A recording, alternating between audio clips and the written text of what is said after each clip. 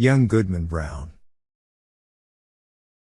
The story begins at dusk in Salem Village, Massachusetts, as young Goodman Brown leaves Faith, his wife of 3 months, for some unknown errand in the forest.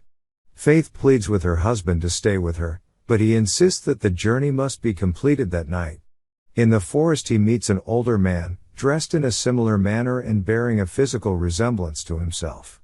The man carries a black serpent-shaped staff. Deeper in the woods, the two encounter Goody Cloyce, an older woman, whom young Goodman had known as a boy and who had taught him his catechism. Cloyce complains about the need to walk. The older man throws his staff on the ground for the woman and quickly leaves with Brown.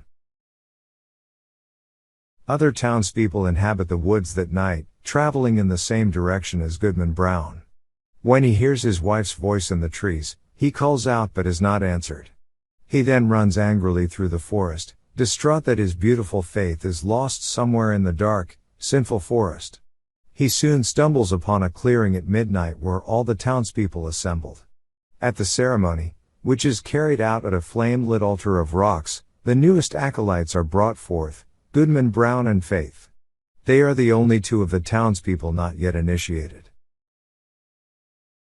Goodman Brown calls to heaven and Faith to resist, and instantly the scene vanishes. Arriving back at his home in Salem the next morning, Goodman Brown is uncertain whether the previous night's events were real or a dream, but he is deeply shaken, and his belief he lives in a Christian community is distorted. He loses his faith in his wife, along with all of humanity. He lives his life an embittered and suspicious cynic, wary of everyone around him. The story concludes, and when he had lived long, and was borne to his grave. They carved no hopeful verse upon his tombstone, for his dying hour was gloom.